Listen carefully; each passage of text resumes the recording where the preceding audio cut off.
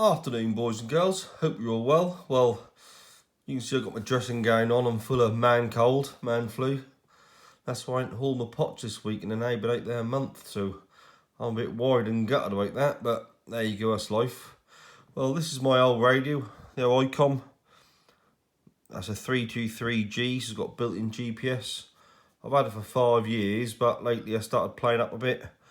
When I key up on 25 watts, I've been pulling the voltage down to 9 volts and cutting out, so the screen go blank and then power up again. You put it on 1 watt and that doesn't do it, but that ain't no good, is it? You want your full 25 watts.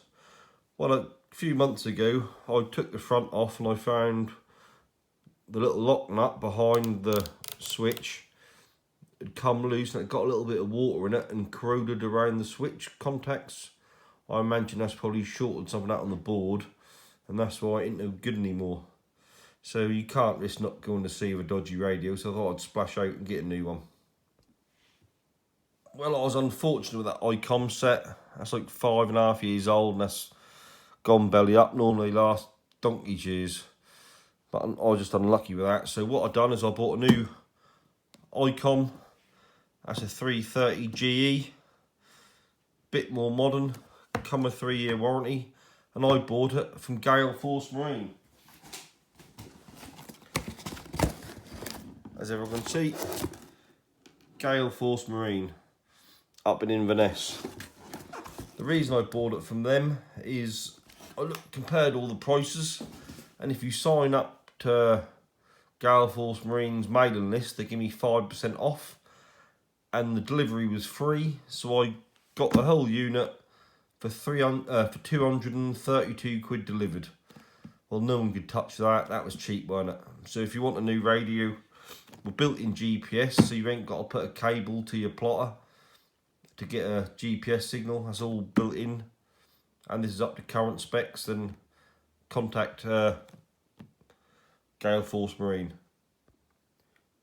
Well, I would have done a full unboxing, standing there, being like Debbie McGee, presenting it and everything, but no one wanted to see me in my gym jams and my dressing gown feeling like pup. So this is what it is. That's called as good as it get. Well, I was undo the box. Oh, there must have been some sticker there pulled off for some reason. Don't know why. Well, these come with a 3-year warranty. I've never ever heard an Icom radio failing within 3 years. This one, my old one, went after 5.5 years, and that's the newest one I've ever had fail. Normally lasts forever. Well, I've had a couple what have lasted 20 years between me and the old father. Well, you obviously open up the box. It's about calling the lifeboats, a VHF radio calling procedure. What if anyone's been on the old course and got the licence will know, but that probably ain't a bad thing to stick on the inside of your window, because anything happen when you're at sea and you get a bit of a panic on, you can easily forget everything, so that ain't a bad thing. Obviously just fill in your digits and that give you a full guide of what you got to do. Now the rest of it is just a bit of spec.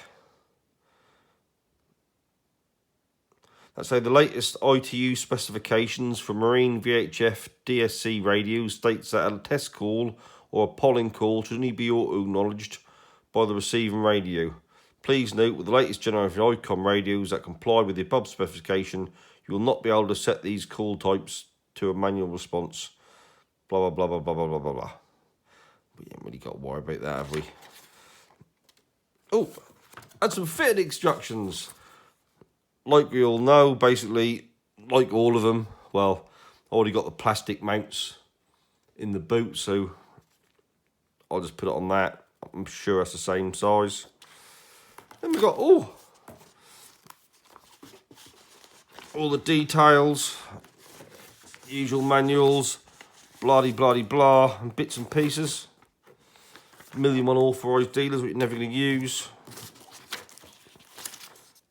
Some more paperwork where you say you can use it. For some reason you're only restricted in some countries. I don't know. That's the bit you really need, and putting in your MMSI code. That's all you really need, and Oh, they actually let you. This model has got instructions how to reset the MMSI code. So if you ever buy a second-hand one or whatever, you can reset the MMSI code. Was very handy. A lot of the bigger sets you got to send off and cost you 30 quid to get them done by a main dealer. Obviously these instruction manuals, we all know how radios work. We've all had them for years. If you've been at sea for any amount of time, you know how radio work. All you really need to know is putting the MMSI number in, because they generally are all the same. But this one's got a few more gadgets in it. And if you look there, I never had one of them before, but I know what it is. Normally they got the GPS built in, like modern plotters. They got the GPS module built in. Well, years ago you used to have a mushroom what you put on top of your wheelhouse or screen, blah blah blah blah, and that used to be GPS receiver. Well, I got that on my plotters because my plotters are pushing 20-year-old now. They've done well, but this is an external aerial that comply with some EU law. So now it seems funny that all plotters have put the mushroom inside, and now the GPS on the radio's now gone external. Can't work that out, but there you go, someone's idea. And now it comes to the actual radio. Christ on a bike. Look how small it is. That's tiny. Look at that. I wasn't expecting to be that small. That really is tiny. I can cover up my whole hand. I've seen some mobile phones bigger than that, or that's deeper. But look how small it is. It's a tiny little old thing. I'll compare it to my old radio. Look at the difference. My old radio was only a small set. But look.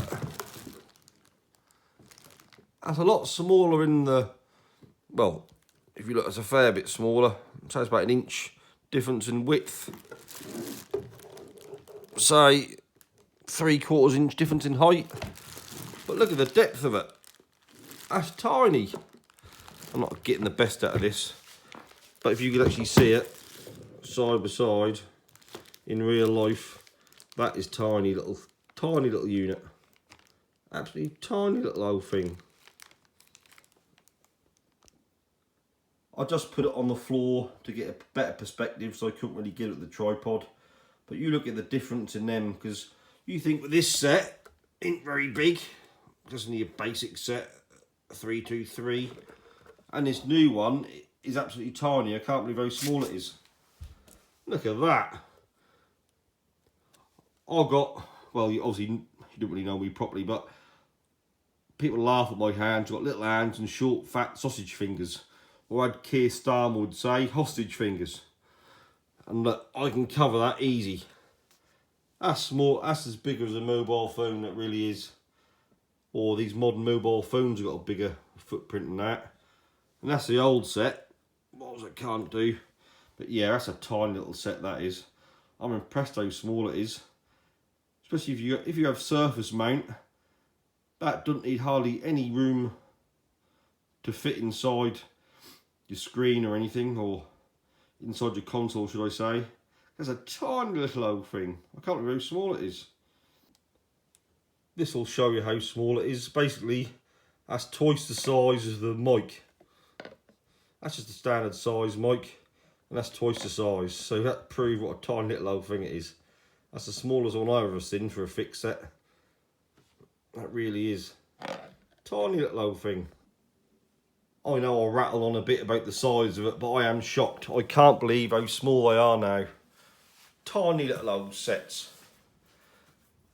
If you've got a console and not much room inside or anything, I ain't got to worry about it now, because that's...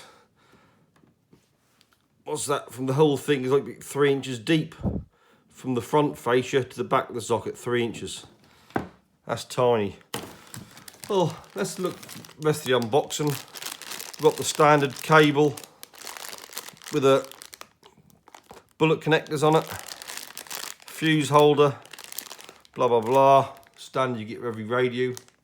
I like to keep what I do is I like to keep a spare one in the boot, because you get problems. You can get corrosion inside these. The first thing I do with these is I open up the fuse and I smear it with Vaseline or silicone grease around the fuse and the contacts, because that stops the old sea air from getting it.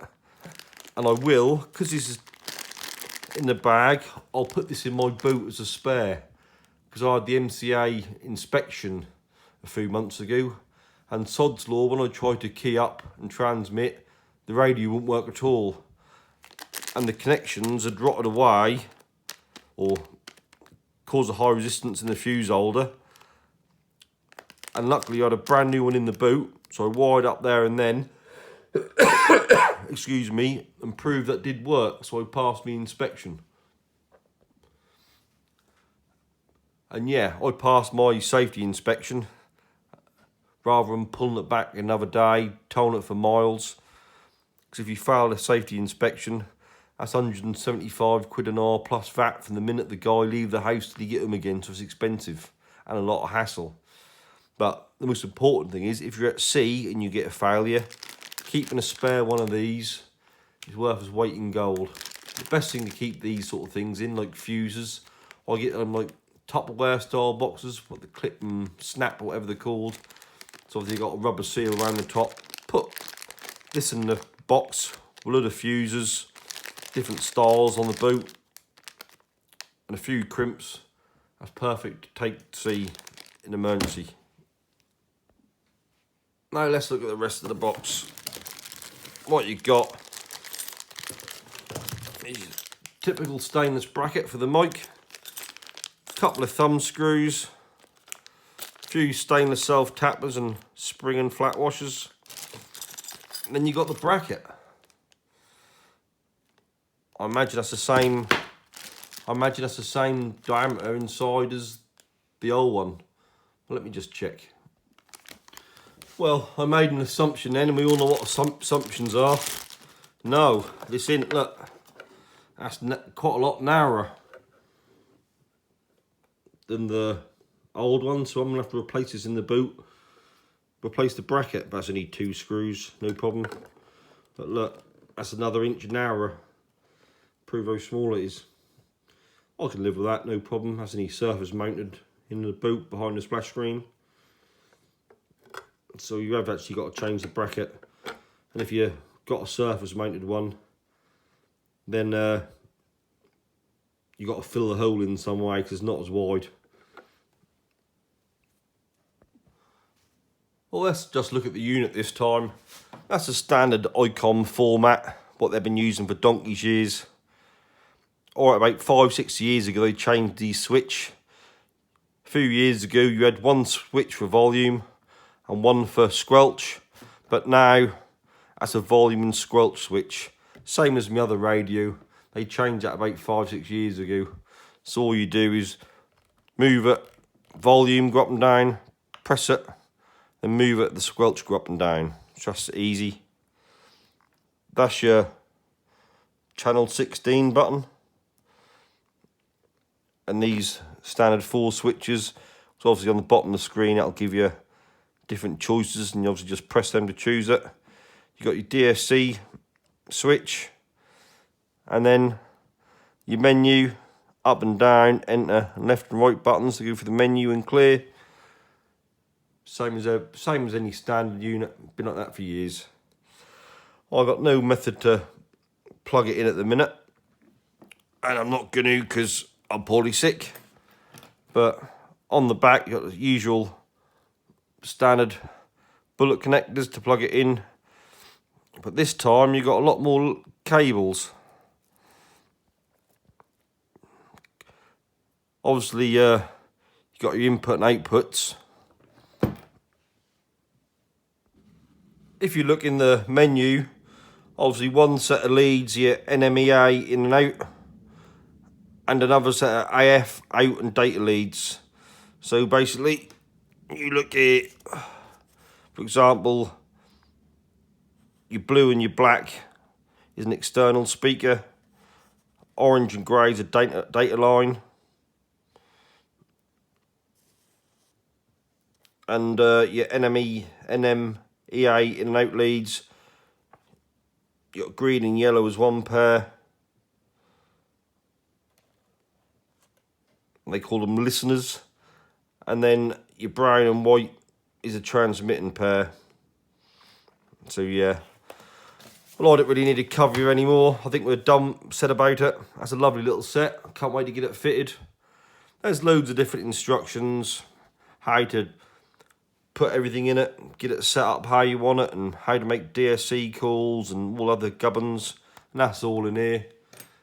I'll just give you a rough overview of the new kit and how small it is. Still can't believe it. And that's about that. Okay then, hopefully I'll feel better in a few days and I'll get out in the boat and get the pots in and then go herring netting. Thanks for listening. Hope you learned something. Catch you later. Bye.